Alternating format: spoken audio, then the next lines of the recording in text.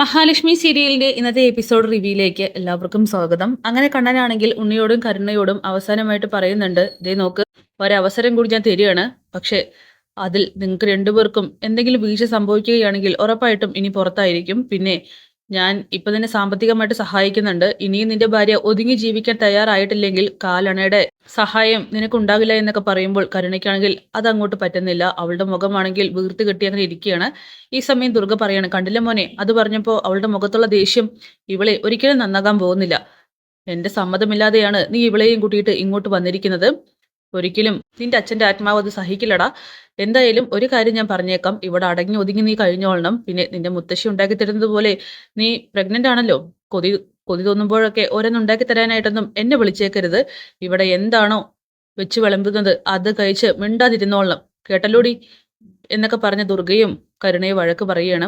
ഇല്ലമ്മേ, ഞാന് ഇനി നിങ്ങളൊക്കെ പറയുന്നത് പോലെ അനുസരിച്ച് ജീവിച്ചോളാം എന്നിങ്ങനെ കരുണ പറയുകയാണ്. അങ്ങനെ കണ്ണൻ വീണ്ടും താക്കീത് കൊടുത്തതിന് ശേഷം കേറിപ്പോടാ അകത്ത് എന്ന് പറഞ്ഞ് ഉണ്ണിയെയും കരുണയെയും അവിടെ നിന്ന് പറഞ്ഞു വിടുകയാണ്. എന്നിട്ട് കരുണയാവട്ടെ അകത്തേക്ക് കയറുമ്പോഴൊക്കെ തന്നെ അവളുടെ മുഖത്ത് പ്രകടമായിട്ടുണ്ട് ആ ഒരു അമർഷം. ഈ സമയം ദുർഗ പറയാണ്, മോനെ, നീ ഇപ്പൊ കാണിച്ചത് വലിയൊരു മണ്ടത്തരാണ്. അവൾ ഒരിക്കലും നന്നാകാൻ പോകുന്നില്ല. അവൾ ഇങ്ങോട്ട് കയറി വന്നതേ ശരിയായില്ല എന്നൊക്കെ പറയുമ്പോൾ, അമ്മേ, ഇതിന് മറുപടി പറയാനായിട്ട് എനിക്ക് കഴിയുന്നില്ല. കാരണം കരുണ ഇങ്ങോട്ട് തിരിച്ചു വന്നത് അമ്മയ്ക്ക് സന്തോഷമാണോ സങ്കടമാണോ ഉണ്ടാക്കിയിരിക്കുന്നതെന്ന് പോലും എനിക്ക് വായിച്ചു നോക്കാനായിട്ട് പറ്റുന്നില്ല. അതുകൊണ്ട് ഒരു കാര്യം ഞാൻ പറഞ്ഞേക്കാം, കരുണ ഇവിടേക്ക് വന്നതിൽ എന്നെ ഏറ്റവും കൂടുതൽ പഴിക്കാൻ പോകുന്നതേ അമ്മയുടെ മോൾ തന്നെയാണ്. മഞ്ജുവിനും ലേഖയ്ക്കും അതുപോലെ അനന്തുവിനൊന്നും അവൾ ഇങ്ങോട്ട് വരുന്നതിൽ യാതൊരു താല്പര്യവുമില്ല. പക്ഷെ ഒരവസരം കൂടി ഞാൻ അവൾക്ക് കൊടുക്കുകയാണ്, നന്നായിട്ട് ജീവിക്കാൻ എന്ന് പറഞ്ഞുകൊണ്ട് കണ്ണനാണെങ്കിൽ അവിടെ നിന്നും പോകുന്നു. അങ്ങനെ ദുർഗയ്ക്കാണെങ്കിൽ കണ്ണന്റെ മനസ്സിന്റെ നന്മയുടെ ആഴം മനസ്സിലാവുന്നുണ്ട്. അവർ വീണ്ടും കണ്ണ് നിറഞ്ഞ് കണ്ണൻ പോകുന്നത് നോക്കി അങ്ങനെ നിൽക്കുകയാണ്. അങ്ങനെ ഹോസ്പിറ്റലിലാണെങ്കിൽ മോഹിനി കുഞ്ഞിനെ താരാട്ടുപാട്ട് പാടി ഉറക്കിക്കൊണ്ടിരിക്കുകയാണ്. ഈ സമയം മഹിയാണെങ്കിൽ അതൊക്കെ ആസ്വദിച്ച് അവർക്കരികിൽ തന്നെയുണ്ട്. അങ്ങനെ അവിടേക്ക് കണ്ണൻ കയറി വരികയാണ്. അങ്ങനെ ആ ഒരു വാർത്ത കണ്ണൻ അവരെയും അറിയിക്കുന്നു. അമ്മയുടെ ഇളയ മോൾ വീട്ടിലേക്ക് വന്നിട്ടുണ്ട് കേട്ടോ. എന്നിട്ട് മോൻ അവരെ വീട്ടിലേക്ക് കയറ്റിയോ? ആ, ഉണ്ണിക്കൊപ്പം വന്നിരിക്കുന്നത്. എന്തിനാ മോനെ നീ അവളെ വീട്ടിലേക്ക് കയറ്റിയത്? ഇല്ലമ്മേ, ഒരവസരം കൂടി കൊടുത്തേക്കാം. കാരണം കരുണയുടെ വയറ്റിൽ ഇപ്പോ ഒരു കുഞ്ഞുള്ളതല്ലേ. ഇനിയും നന്നായില്ലെങ്കിൽ ഒരു കാരണവശാലും ഞാൻ അവരോട് ക്ഷമിക്കില്ല. പിന്നെ ഉണ്ണിയോട് ഞാൻ തീർത്തും പറഞ്ഞിട്ടുണ്ട്, കരുണ ഇനി എന്തെങ്കിലും അബദ്ധം ചെയ്യുകയാണെങ്കിൽ ഉറപ്പായിട്ട് നീയും കൂടി ആയിരിക്കും പുറത്തേക്ക് പോവുക എന്ന്. കാരണം കരുണയും ഉണ്ണിയും ഒരിക്കലും നന്നാവുന്ന കൂട്ടത്തിലല്ല. പിന്നെ എൻ്റെ രണ്ടാനമ്മ, അച്ഛൻ്റെ മരണം അവരെ നന്നായിട്ട് ബാധിച്ചിട്ടുണ്ടെന്ന് തോന്നുന്നു. ഈ സമയം മഹി പറയാണ്, ഇവിടെ വന്നിരുന്നു, കരയും പറയും ഒക്കെ ചെയ്തു. മോഹിനിയും പറയുന്നുണ്ട്, ദുർഗ ഇവിടെ വന്ന് കൊച്ചുമോളുടെ അടുത്ത് ഇരുന്ന് ഒരുപാട് കരഞ്ഞു. മാത്രമല്ല മോളുടെ മുന്നിലും കരഞ്ഞു. അവരെ ഒരുപാട് തളർത്തിയിട്ടുണ്ടെന്ന് തോന്നുന്നു ഭർത്താവിന്റെ മരണം. എന്തൊക്കെ പറഞ്ഞാലും ഇന്നലെ വരെ ഒരുപാട് വിശ്വസിച്ച ആങ്ങളെയല്ലേ സ്വന്തം ഭർത്താവിനെ കൊന്നു കളഞ്ഞത്. മാത്രമല്ല അവരുടെ രണ്ട് കുഞ്ഞുങ്ങളുടെ അച്ഛനും കൂടിയല്ലേ വിശ്വനാഥൻ. അതുകൊണ്ട് അവർക്കത് സഹിക്കാൻ കഴിഞ്ഞിട്ടുണ്ടാവില്ല. ഒരുപക്ഷെ മനസ്സ് മാറിക്കാണുമെന്നൊക്കെ പറയുമ്പോൾ ഈ പെണ്ണെ ഒരുപാട് സ്നേഹിക്കുന്നുണ്ട്, എനിക്ക് ഇഷ്ടപ്പെട്ട ഫുഡൊക്കെ ഉണ്ടാക്കി തരുന്നുണ്ട്. പിന്നെ എനിക്കിപ്പോൾ തോന്നുന്നത് പണ്ടത്തെ എൻ്റെ അമ്മയുള്ളല്ലോ അതുപോലെയാണ് പെണ്ണെ സ്നേഹിച്ചുകൊണ്ടിരിക്കുന്നത്. പക്ഷെ ഒന്നും വിശ്വസിക്കാൻ പറ്റില്ല. നമ്മളെ അവർ കരയുന്നതും മറ്റും കണ്ട് സിമ്പതി തോന്നി അവരെ സ്നേഹിച്ചു തുടങ്ങുമ്പോഴായിരിക്കും നമ്മളെ ജെട്ടിച്ചുകൊണ്ട് നമുക്കുള്ള തിരിച്ചടിയുമായിട്ട് വരിക. അതുകൊണ്ട് ഒരെണ്ണത്തിനെയും ഇപ്പൊ വിശ്വസിക്കണ്ട, കുറച്ചങ്ങോട്ട് കഴിയട്ടെ. പിന്നെ മഹി, നിന്നോട് എനിക്കൊരു കാര്യം സ്ട്രിക്റ്റ് ആയിട്ട് പറയാനുണ്ട്. ഇനി മേഘനാഥനും അതുപോലെ വാമദേവനും ചില്ലിക്കാശ് ഞാൻ കൊടുക്കില്ല. പിന്നെ ഉണ്ണി വെറുതെ ഇരുന്ന് ഭക്ഷണം കഴിക്കുന്നത് കൊണ്ട് തന്നെ അതിന്റെ ഒരു കുത്തൽ അവനുണ്ട്. അത് അവന്റെ സ്വഭാവത്തിലുണ്ട്. അച്ഛന്റെ മരണം അവനെ ബാധിച്ചിട്ട് പോലുമില്ല. അങ്ങനെ ബാധിച്ചിട്ടുണ്ടെങ്കിൽ ഉറപ്പായിട്ടും അവൻ കരുണയെ എത്ര പെട്ടെന്ന് കൂട്ടിക്കൊണ്ടുവരില്ലായിരുന്നു. എന്തായാലും അവനും ഞാൻ ഇനി ആലോചിച്ച ശമ്പളമൊക്കെ കൊടുക്കുള്ളൂ എന്ന് പറയുമ്പോൾ കണ്ണേട്ടനോടൊപ്പം ഞാൻ നിൽക്കുമെന്നിങ്ങനെ മഹി പറയുന്നു. അതുപോലെ തന്നെ ഉണ്ണിയും കരുണയും ഇനിയും നമ്മളെ ദ്രോഹിക്കാനാണ് പ്ലാനെങ്കിൽ അവരെ വീട്ടിൽ നിന്നും പുറത്താക്കുമെന്നും കണ്ണൻ പറയുകയാണ്. അതിനോടൊപ്പം മോഹിനിയും മഹിയും നിൽക്കുമെന്നും അവർ വാക്ക് കൊടുക്കുകയാണ്. തുടർന്ന് മുത്തശ്ശിയാണെങ്കിൽ പ്രതാപനെ കാണാനായിട്ട് ജയിലിനകത്തേക്ക് വരിക. ഈ സമയം പ്രതാപനെ കാണുന്നുണ്ട്. മുത്തശ്ശിക്ക് ആ കാഴ്ച കണ്ട് സഹിക്കാനായിട്ട് കഴിയുന്നില്ല. മോനെ പ്രതാപ, നിനക്ക് സുഖാണോടാ? പിന്നെ ജയിലിനകത്ത് നല്ല സുഖാണല്ലോ. അമ്മേ, പുറത്തെ വിശേഷം പറ. മോളെന്തു പറയുന്നു? അവളിപ്പോഴും കരഞ്ഞോണ്ടിരിക്കണോ? അല്ലടാ, ഉണ്ണി വന്നിരുന്നു, വിളിച്ചിട്ട് പോയി. ഓ, അവൻ ഇത്ര നല്ല മനസ്സുണ്ടായിരുന്നു അമ്മേ. നമ്മുടെ മോളുടെ വയറ്റിലൊരു കുഞ്ഞുണ്ടെന്നറിഞ്ഞ് അവന്റെ മനസ്സ് മാറിയോ? എടാ അല്ലടാ, എന്റെ പേരിലുള്ള സകല സ്വത്തുക്കളും ഞാൻ ആ ഉണ്ണിക്ക് എഴുതി കൊടുത്തു. അമ്മേ, അമ്മ എന്തൊക്കെയാ പറയുന്നത്? അതേടാ മോനെ, എന്റെ വീടും പറമ്പും ഒക്കെ എഴുതി കൊടുത്തു. മാത്രമല്ല ബാലൻസ് ഉണ്ടായിരുന്ന സ്വർണ്ണം ഉണ്ടല്ലോ അതും അവന് ഞാൻ കൊടുക്കേണ്ടി വന്നു. എന്നിട്ടാ അവന് നമ്മുടെ മോളെ വിളിച്ചോണ്ട് പോയത്. അമ്മ എന്ത് മണ്ടത്തരയെ കാണിച്ചത്. ഞാൻ കരുതിയത് എന്നേക്കാൾ ബുദ്ധിയുണ്ടെന്നാണ് അമ്മയ്ക്ക്. പക്ഷെ ഇപ്പൊ എനിക്ക് മനസ്സിലായി അമ്മ വെറും പൊട്ടത്തിയാണെന്നൊക്കെ പറയുമ്പോ നീ എന്തോന്നൊക്കെ പറയുന്നത്. അമ്മേ, ഇതൊക്കെ ചെയ്തതിന് മുമ്പായിട്ട് എന്നോടൊന്ന് ആലോചിക്കണ്ടേ? എടാ, അതിന് നീ ജയിലിനകത്തല്ലേ, ഞാൻ എങ്ങനെ നിന്നോട് ചോദിക്കും? അതല്ല അമ്മേ, ഇതുപോലെ എന്നെ കാണാൻ വന്നാ പോരായിരുന്നോ? അപ്പൊ ഞാൻ പറഞ്ഞു തരില്ലായിരുന്നോ എന്തൊക്കെ ചെയ്യേണ്ടതെന്ന്? അമ്മ ഇപ്പൊ ചെയ്തത് മണ്ടത്തരായി പോയി. ഇതൊക്കെ നമ്മുടെ മോൾക്ക് പോകേണ്ടതല്ലേ എന്നൊക്കെ ചോദിക്കുമ്പോ, എടാ, ഒരു മണ്ടത്തരവും ഇല്ല. ദേ നോക്ക്, സ്വത്തും പണമൊന്നും അല്ല വലുത്. മോൾക്കേ സമാധാനത്തോടെയും സന്തോഷത്തോടെയും കൂടി ജീവിക്കാനായിട്ട് ഒരു ഭർത്താവ് കൂടെ വേണം. അതിനെ ആ ഉണ്ണി കൂടെ ഉണ്ടായാലേ മതിയാകൂ. നിനക്കറിയോ, ആ കണ്ണൻ നടന്നു തുടങ്ങിയ വിവരം ഇത്ര ദിവസമായിട്ട് നമ്മുടെ മോൾ അറിഞ്ഞിട്ടില്ല. അങ്ങനെ അറിയുകയാണെങ്കിൽ ഇപ്പോ ഒന്ന് ആലോചിച്ച് നോക്ക്. മഹാലക്ഷ്മിക്ക് ഒരു കുഞ്ഞുണ്ടായി, ഭർത്താവുണ്ട്, സ്വത്തുണ്ട്, എല്ലാം ഉണ്ട്. അവൾ സുഖമായിട്ട് ജീവിക്കുന്നു. നമ്മുടെ മോളാണെങ്കിൽ ഒരു കുഞ്ഞിനെയും പ്രസവിച്ച് കെട്ടുതാലിയും മറുത്ത് നമ്മുടെ വീട്ടിൽ വന്നിരിക്കുകയാണെങ്കിൽ അവൾക്ക് സന്തോഷം ഉണ്ടാവോടാ? അവൾ കെട്ടിത്തൂങ്ങി ചാവില്ലേ എന്നൊക്കെ ചോദിക്കുമ്പോൾ ഇത് കേട്ട് പ്രതാപനാണെങ്കിൽ, ഹോ, ഞാൻ ഞാൻ ഏത് സമയത്താണ് ആവോ ആ വാമദേവനെ കണ്ടുമുട്ടിയത്. ആ ദ്രോഹി കാരണം കൊണ്ടാണ് എല്ലാം എനിക്ക് നഷ്ടപ്പെട്ടതെന്നൊക്കെ പറയുമ്പോൾ, ഇനി അതൊന്നും പറഞ്ഞിട്ട് കാര്യമില്ല. നീയും ഞാനൊക്കെ ജീവിക്കുന്നത് ആർക്ക് വേണ്ടിയിട്ടാ? നമ്മുടെ മോൾക്ക് വേണ്ടിയിട്ടല്ലേ? പിന്നെ നീ കോടതിയിൽ മൊഴി മാറ്റി പറഞ്ഞത് പോലും ആർക്ക് വേണ്ടിയിട്ടാടാ മോനെ? നമ്മുടെ മോൾക്ക് വേണ്ടിയിട്ടല്ലേ? അപ്പൊ പിന്നെ നമുക്ക് എന്തിനാടാ സ്വത്തും പണമൊക്കെ? അത് അവൾക്ക് ഇരിക്കട്ടെ. അതല്ലമ്മേ, പിശുക്കനായിട്ടുള്ള ഉണ്ണിക്ക് എഴുതി കൊടുത്തിട്ട് ഒരു കാര്യമില്ലല്ലോ. അവനാണെങ്കിൽ ഒരു കാലണ പോലും നമ്മുടെ മോൾക്ക് വേണ്ടി ചെലവാക്കില്ലല്ലോ. അതുകൊണ്ടാണ് ഞാൻ ഈ പറയുന്നത്. ഇനി ഇപ്പൊ പറഞ്ഞിട്ടൊന്നും കാര്യമില്ല. എടാ മോനെ, പിന്നെ മറ്റൊരു കാര്യം കൂടി ഉണ്ട്. ആ ദുർഗയുണ്ടല്ലോ, അവളെ പറ്റ മാറിക്കളഞ്ഞു. അതെന്താമ്മേ? അതെന്താന്ന് എന്നോടാണ് ചോദിക്കുന്നത്. ദേ നോക്ക്, അവളുടെ കെട്ടുതാലി അർത്ഥതേ നീയും ആ വാമദേവനും ചേർന്നിട്ടാണ്. അറിയാലോ, 6 കൊല്ലം മാത്രമേ അവൾ കെട്ടിയവനോടൊപ്പം ജീവിച്ചിട്ടുള്ളൂ. അതിന്റെ എല്ലാവിധ ദേഷ്യവും അവൾക്ക് കാണില്ലടാ. അവളുടെ 2 കുട്ടികളുടെ അച്ഛനല്ലേ നിങ്ങളൊക്കെ ചേർന്ന് ഇല്ലാതാക്കിയത്. എന്തായാലും നമ്മളുടെ അവളുടെ ജീവിതം ആകെ കഷ്ടത്തിലാണ്. എനിക്കും ഇപ്പൊ അത് തന്നെ പറയാനുള്ളൂ. കണ്ണന് ചെലവിന് കൊടുത്തില്ലെങ്കിൽ അവിടെ അടുപ്പ് പോലും പുകയില്ല. ആ ഉണ്ണി തിരിഞ്ഞു പോലും നോക്കില്ല നമ്മുടെ മോളെ. അവനാണ് ഇപ്പൊ അമ്മ സ്വത്തുക്കളൊക്കെ എഴുതി കൊടുത്തിരിക്കുന്നത്. ഓ, എനിക്കിതൊന്നും ആലോചിക്കാൻ പോലും വയ്യ. എല്ലാം നശിച്ചു. എടാ, പിന്നെ നീ റിമാൻഡിൽ പുറത്തേക്ക് ഇറങ്ങുകയാണെങ്കിൽ ഒരു കാരണവശാലും കമലേശ്വരത്തിന്റെ ഭാഗത്തു കൂടെ പോയേക്കരുത്. കാരണം ആ ദുർഗ പറഞ്ഞിരിക്കുന്നത് തിളച്ച വെള്ളം നിന്റെ മുഖത്തേക്ക് ഒഴിക്കുന്നതാണ്.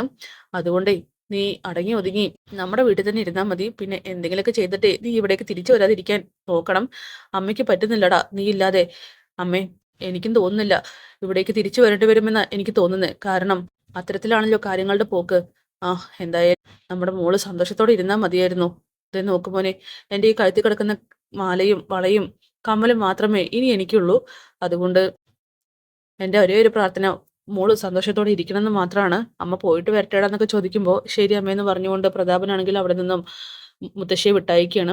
എന്നിട്ട് പ്രതാപൻ വളരെ ദേഷ്യത്തോടു കൂടി തന്നെ വാമദേവന്റെ അടുത്തേക്ക് പോകുന്നുണ്ട്. ഈ സമയം വാമദേവനാണെങ്കിൽ ഈച്ചയും മാട്ടി അവിടെ ഇരിക്കുകയാണ്. ഒരൊറ്റ ചവിട്ട് കൊടുക്കുകയാണ് പോയിട്ട്. എടാ പ്രതാപ, നീ എന്തിനാടാ എന്നെ ചവിട്ടിയത്? നിന്നെ ചവിട്ടല്ലടാ വേണ്ടത്, നിന്നെ കൊല്ലുകയാണ് വേണ്ടത്. നീ കാരണം കൊണ്ടാണ് എല്ലാം നശിച്ചത്. എന്റെ ജീവിതം ഇങ്ങനെയായി, എന്റെ മോളുടെ ജീവിതം ഇങ്ങനെയായി എന്നൊക്കെ പറഞ്ഞുകൊണ്ട് പ്രതാപനാണെങ്കിൽ തലങ്ങും വിലങ്ങിട്ട് അടിക്കുകയാണ്. ഈ സമയം അവിടേക്ക് 2 പോലീസുകാർ വരുന്നുണ്ട്. എന്താടാ തമ്മിൽ തല്ലി ചാവുന്നത്? എന്താ നിങ്ങളുടെ പ്രശ്നം? സാറേ, ഇവനാണ്, ഇവൻ കാരണം കൊണ്ടാ എനിക്ക് ഇവിടെ വന്ന് കിടക്കേണ്ടി വന്നത്. ഓ, ഇപ്പോ രണ്ടാളും പരസ്പരം പഴിച്ച് തമ്മിൽ തല്ലി ചാവുകയാണോ? ദേ നോക്ക്, നിങ്ങൾ രണ്ടും 20 വർഷമാണ് ഒരു പാവം മനുഷ്യനെ കൊന്നിട്ട് സുഖിച്ചു നടന്നത്. ഇപ്പോഴെങ്കിലും ലോകം സത്യം അറിഞ്ഞു. എന്നിട്ട് ഒമാർക്ക് ഈ ശിക്ഷ അനുഭവിക്കാൻ വയ്യാലേ? ദേ നോക്ക്, മിണ്ടി പോവരുത്. സാറേ, ഇവനാണ് എന്നെ ചവിട്ടിയത്. ദേ, പരാതി പറയാൻ വന്നേക്കരുത് വാമദേവ. നിന്നെ ചവിട്ടല്ല വേണ്ടത്, തട്ടല് തല്ലി പൊട്ടിക്കുക വേണ്ടത്. 2 അടങ്ങി ഒതുങ്ങി ഇരുന്നോളണം റിമാൻഡ് കിട്ടുന്നത് വരെ. അതിനുശേഷം എന്താന്ന് വെച്ചാൽ ആയിക്കോ. പുറത്തു പോയിട്ട് തമ്മിൽ തല്ല് ചാവ് എന്താന്ന് വെച്ച് ചെയ്തോ എന്നൊക്കെ പറഞ്ഞുകൊണ്ട് പോലീസുകാരാണെങ്കിൽ അവിടെ നിന്ന് പോകുന്നുണ്ട്. ഇതിനുശേഷം വാമദേവൻ ചോദിക്കുന്നുണ്ട്, എടാ നിനക്ക് എന്താടാ ഭ്രാന്ത് പിടിച്ചോ? ആടാ, എനിക്ക് ഭ്രാന്ത് പിടിച്ചു. ഇപ്പൊ പുറത്ത് കാണാൻ വന്നതേ എന്റെ അമ്മയാണ്. എന്നിട്ട് എന്താ പറഞ്ഞേ? നിന്റെ അനന്തരവനെ എന്റെ സ്വത്തുക്കളെല്ലാം അടിച്ചിട്ട് പോയി. എന്റെ അമ്മയുടെ വീടും പറമ്പും സ്വർണവും എല്ലാം അവൻ അടിച്ചിട്ട് പോയി. എടാ, എന്തൊക്കെയാ നീ പറയുന്നത്? എന്റെ മോളെ കൂട്ടിയിട്ട് പോകാനായിട്ടെ അവൻ വില പേശിയിരിക്കുക. എന്റെ അമ്മയാണെങ്കിൽ പാവം എല്ലാം എഴുതി കൊടുക്കുകയും ചെയ്തു. അത് ശരി, നിന്റെ അമ്മ ഒരു പൊട്ടത്തിയാണല്ലോ. ദേ, മിണ്ടിപ്പോവരുത്. ഞങ്ങളുടെ ഇവിടെ സന്തോഷത്തിന് വേണ്ടി ഞങ്ങൾ എന്തും ചെയ്യും. അത് മാത്രമേ ഇപ്പൊ എന്റെ അമ്മ ചെയ്തിട്ടുള്ളൂ. പക്ഷെ അവനെ പോലുള്ള ഒരുത്തിന് സ്വത്തുക്കൾ എഴുതി കൊടുത്തതിലാണ് എനിക്ക് ബുദ്ധിമുട്ടെന്നൊക്കെ പറയുമ്പോ, എടാ, അതെന്തൊക്കെ പറഞ്ഞാലും നിന്റെ മകൾക്ക് തന്നെയല്ലേ. അവള് സന്തോഷത്തോടെ ജീവിക്കാൻ വേണ്ടിയിട്ടല്ലേ. മിണ്ടിപ്പോവരുത്. നിന്റെ അനന്തരവൻ ഒരു പിശുക്കനാണ്. അവൻ ഒരിക്കലും എന്റെ മോൾക്ക് ഒരു സാധനം വാങ്ങിക്കൊടുത്തിട്ടില്ല. ഇതിനു മുന്നേ എന്റെ മോൾ അമ്മയാവാൻ ഒരുങ്ങിയതായിരുന്നു. അന്നേ കണ്ണൻ വാങ്ങിക്കൊടുക്കുന്ന സാധനങ്ങൾ കരുണയ്ക്ക് അവൻ വാങ്ങിക്കൊടുത്താണെന്ന് പറഞ്ഞ് കൊണ്ടു കൊടുത്തിട്ടേ ഉള്ളൂ, അല്ലാതെ ഒരു മിഠായി പോലും വാങ്ങിക്കൊടുത്തതായിട്ട് എനിക്ക് ഓർമ്മയില്ലെന്നൊക്കെ പറയുമ്പോൾ ഇത് കേട്ട് വാമദേവൻ പറയുകയാണ്, ദേ എല്ലാത്തിനും കാരണം നീയാണ് കോടതിയിൽ വെച്ച് മൊഴി മാറ്റി പറഞ്ഞത്. നിനക്ക് വട്ട് വന്നത് കാരണം കൊണ്ടല്ലേ 20 വർഷങ്ങൾ കഴിഞ്ഞിട്ടും ഈ കേസ് തെളിഞ്ഞ് നമ്മൾ ഇവിടെ വന്ന് കിടക്കാൻ കാരണം എന്നൊക്കെ ചോദിക്കുമ്പോൾ, നിന്നെ ഏത് സമയത്ത് കണ്ടോ അപ്പോഴാണ് എൻ്റെ കഷ്ടകാലം തുടങ്ങിയതെന്ന് പറഞ്ഞുകൊണ്ട് പ്രതാപനും തിരിച്ചടിക്കുന്നു. എന്തായാലും എല്ലാം നഷ്ടപ്പെട്ടതുപോലെ പ്രതാപനാണെങ്കിൽ കരയുന്നുണ്ട്. വാമദേവനാണെങ്കിൽ വീണ്ടും അവിടെ പോയിട്ട് ഈച്ചയാട്ടിയിരിക്കുന്നു. അങ്ങനെ ദുർഗയാണെങ്കിൽ കണ്ണന് ഇഷ്ടപ്പെട്ട സാധനങ്ങളൊക്കെ അടുക്കളയിൽ ഉണ്ടാക്കിക്കൊണ്ടിരിക്കുമ്പോൾ അവിടേക്ക് കരുണ വരികയാണ്. കരുണയെ കാണുമ്പോൾ തന്നെ, എന്താ നിനക്ക് ഇവിടെ കാര്യം? അമ്മേ, ഞാൻ കൂടി സഹായിക്കാം. വേണ്ട, അടുക്കളയിൽ നിന്നെ കയറ്റാൻ എനിക്ക് ഒട്ടും താല്പര്യമില്ല. വേണമെങ്കിൽ ഈ വീടൊക്കെ ഒന്ന് തൂസടച്ച് വൃത്തിയാക്കി വെക്ക്. നീ ഉണ്ടാക്കുന്ന ഫുഡ് കഴിക്കാനും നീ ഉണ്ടാക്കുന്ന ഫുഡ് കണ്ണന് കൊടുക്കാനും എനിക്ക് വിശ്വാസമില്ല. പിന്നെ ഈ സമയത്തൊന്ന് ദേഹമൊക്കെ അനങ്ങി പണിയെടുക്കുന്നത് നല്ലതാണ്. ചെന്നേ ഇവിടെ നിന്നും പോയെന്ന് പറയുമ്പോൾ, അമ്മേ എല്ലാവരും എന്തിനാ എന്നെ കുറ്റപ്പെടുത്തുന്നത്? ഈ സംഭവങ്ങളൊക്കെ നടക്കുമ്പോൾ എനിക്കാകെ ഒരു വയസ്സേ ഉണ്ടായിരുന്നുള്ളൂ എന്നൊക്കെ പറയുമ്പോൾ, ദേ എന്തൊക്കെ പറഞ്ഞാലും നീ അവന്റെ വിത്തല്ലേ? ആ പ്രതാപനും വാമദേവനും ചേർന്നാണ് എന്റെ കെട്ടുതാലി ആർത്തത്. എന്റെ ഉണ്ണി, നിന്നെ തിരിച്ചു വിളിച്ചതിൽ എനിക്ക് യാതൊരു സന്തോഷമില്ല. ഇനി നീയൊക്കെ കാണാൻ പോകുന്നതേ മറ്റൊരു ദുർഗയായിരിക്കും. പിന്നെ നീ ഇനി ഇവിടെ തീർത്തും ഒറ്റപ്പെട്ടിരിക്കും എന്നൊക്കെ പറഞ്ഞ് ദുർഗയാണെങ്കിൽ കരുണയുടെ നെഞ്ചിനകത്ത് കുത്തുന്നത് പോലെയാണ് സംസാരിക്കുന്നത്. കരുണയ്ക്കാണെങ്കിൽ അതൊന്നും അങ്ങോട്ട് സഹിക്കാനായിട്ട് കഴിയുന്നില്ല. അവളാണെങ്കിൽ മാറി നിന്ന് കരയുന്നുണ്ട്. ദേ നോക്കിക്കേ, ഇനി നിന്റെ അമ്മായിയമ്മ നിന്നെ സ്നേഹിക്കുന്ന അമ്മായിയമ്മ ആയിരിക്കില്ല, കണ്ണനെ സ്നേഹിക്കുന്ന അമ്മയായിരിക്കും. എൻ്റെ കണ്ണനെ ഞാൻ എത്രത്തോളം സ്നേഹിച്ചിട്ടുണ്ടെന്ന് അറിയൂടി. പിന്നെ ഈ വിശ്വട്ടൻ മരിച്ചു പോകുന്നത് വരെയും എൻ്റെ പേരിൽ ഒരു തുണ്ട് ഭൂമി എഴുതി വെച്ചില്ല എന്നുള്ള ദേഷ്യത്തിൽ മാത്രമാണ് ഞാൻ സ്വത്തിനെ മോഹിച്ച് മാറിയത്. അതും എല്ലാവരുടെ വാക്ക് കേട്ടും എൻ്റെ മോളെ പോലും ഞാൻ തള്ളിക്കളഞ്ഞു. നിന്നെ സ്നേഹിച്ചു. കണ്ണനും മഹാലക്ഷ്മി നശിച്ചു പോണേ എന്ന് പറഞ്ഞ് പ്രാർത്ഥിച്ചു. പിന്നെ എൻ്റെ മോൾ ബുദ്ധിപൂർവ്വം ആ മേഘനാഥനെ ഒഴിവാക്കിയത് കൊണ്ട്, സാഗറുടെ ഭാര്യ ആയതുകൊണ്ടും അവളുടെ ജീവിതത്തിൽ രക്ഷപ്പെട്ടു. ഇപ്പൊ കണ്ണൻ അവർക്ക് വേണ്ടതെല്ലാം ചെയ്തു കൊടുക്കുന്നുണ്ട്. കണ്ണൻ്റെ നന്മ മഞ്ജു മനസ്സിലാക്കി കഴിഞ്ഞു. ഞാൻ മനസ്സിലാക്കാൻ സമയമെടുത്തു. ഇനിയും ഞാനിത് മനസ്സിലാക്കിയില്ലെങ്കിൽ ഒരിക്കലും ഇനി ഞാൻ മാറില്ല. മനുഷ്യനായിട്ട് ജീവിക്കുന്നതിൽ യാതൊരു അർത്ഥവുമില്ല. അതുകൊണ്ട് ഞാൻ പറയുന്നതും കേട്ട് ഇവിടെ അടങ്ങി ഒതുങ്ങി നീ കഴിഞ്ഞോളാം എന്നൊക്കെ പറഞ്ഞ് ദുർഗ എൻ്റെ കണ്ണന് ഇഷ്ടപ്പെട്ടതൊക്കെ ഉണ്ടാക്കി വെക്കട്ടെ, അവനിപ്പോൾ എത്തും കഴിക്കാനായിട്ടെന്ന് പറഞ്ഞ് വീണ്ടും പാചകത്തിലേക്ക് തിരിയുകയാണ്. ഈ സമയം കരുണയാണെങ്കിൽ വളരെ ദേഷ്യത്തോട് കൂടിയിട്ട് ദുർഗയെ തിരിഞ്ഞു നോക്കുന്നുണ്ട്. അവൾക്കാണെങ്കിൽ അതൊന്നും അങ്ങോട്ട് സഹിക്കുന്നില്ല. പിന്നീട് കണ്ണന് വരാനാവുന്ന സമയം നോക്കി ദുർഗയാണെങ്കിൽ ഡൈനിങ് ടേബിളിലെല്ലാം വെച്ചൊരുക്കി നിൽക്കുകയാണ്. കണ്ണനാണെങ്കിൽ ആ കാഴ്ച കണ്ട് ആകെ ഷോക്കാവുന്നു. കാരണം ഒരുപാട് വിഭവങ്ങൾ സ്നേഹത്തോടെ തന്നെയാണ് ദുർഗ ഇത് ഉണ്ടാക്കിയിട്ടുള്ളത് എന്നുള്ള കാര്യം കണ്ണനെ കാണുമ്പോൾ തന്നെ മനസ്സിലാവുകയാണ്.